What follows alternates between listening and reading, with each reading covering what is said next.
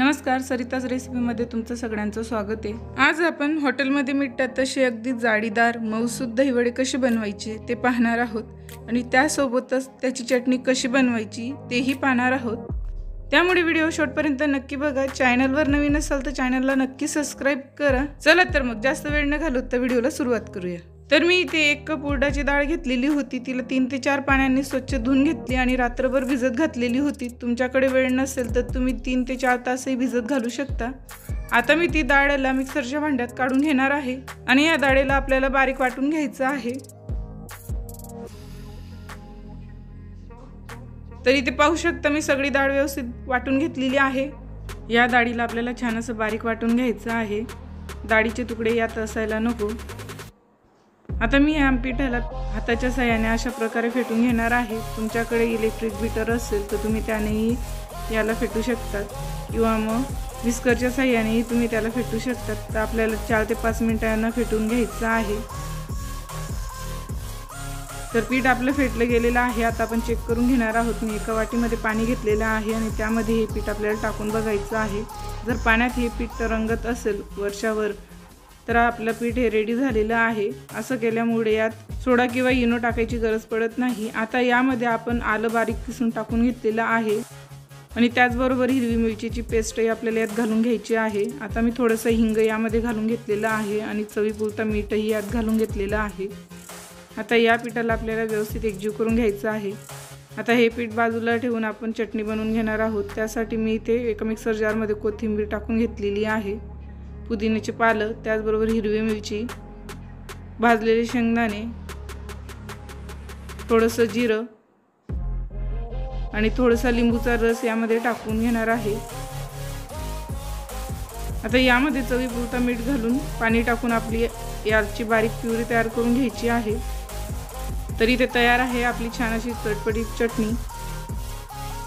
आता एका कढईमध्ये पाणी गरम करून घेतलेलं आहे, त्यामध्ये थोडंसं मीठ घालून घेतलेलं आहे आणि थोडंसं हिंग घालून घ्यायचं आहे। आता दुसऱ्या एका कढईमध्ये मी तेल गरम करायला ठेवलेलं आहे। आता आपण चेक करून घेणार आहोत तेल आपलं गरम झालेलं आहे की नाही। तर पाहू शकता पीठ टाकल्यानंतरून ते लगेच वर येत आहे, म्हणजे आपलं पीठ छान असं गरम झालेलं आहे। आता छोटे छोटे गोळे आपल्याला पिठाचे घ्यायचे आहेत आणि ते अशा प्रकारे तेलात सोडून द्यायचं आहे। आता आपल्याला गॅसची फ्लेम ही लो टू मीडियम ठेवायची आहे, जास्त मोठा गॅस करायचा नाही।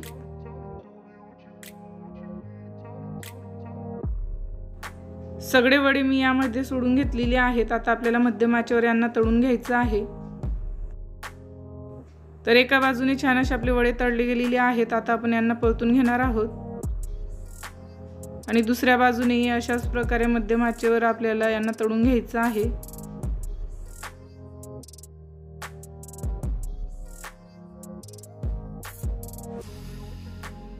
तर दुसऱ्या बाजूने छान असे वडे आपले तळले गेलेले आहेत। आता आपण यांना काढून घेणार आहोत।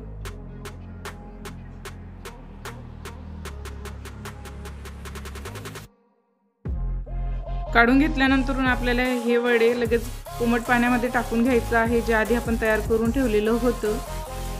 आता एका साईडला मी दही तयार करून घेणार आहे। तर मी इथे फ्रेश दही घेतलेली आहे, त्यामध्ये चवीपुरता साखर टाकून घेणार आहे। तुम्हाला जेवढं गोड हवं असेल तेवढी तुम्ही साखर यामध्ये टाकून घ्यायची आहे। थोडंसं मीठ टाकून घ्यायचं आहे आणि याला व्यवस्थित एकजीव करून घ्यायचं आहे।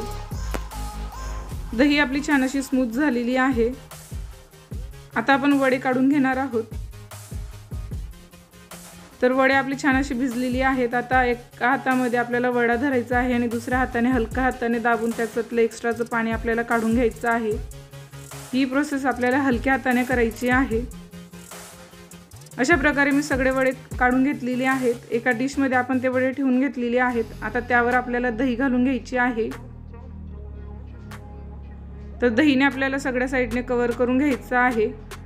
आता त्यावर आपण तयार करून घेतलेली हिरवी चटणी घालून घेणार आहोत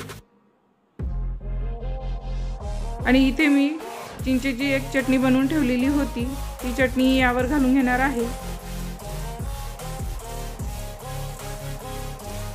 आता यावर मी थोडंसं तिखट घालून घेणार आहे। तर अशा प्रकारे आपले दही भल्ले किंवा दही वडे तयार झालेली आहेत। खूप सोप्या पद्धतीने आपण हे वडे तयार केलेली आहेत। हे वडे खायला खूप टेस्टी लागतात आणि खूप सॉफ्ट असे बनतात।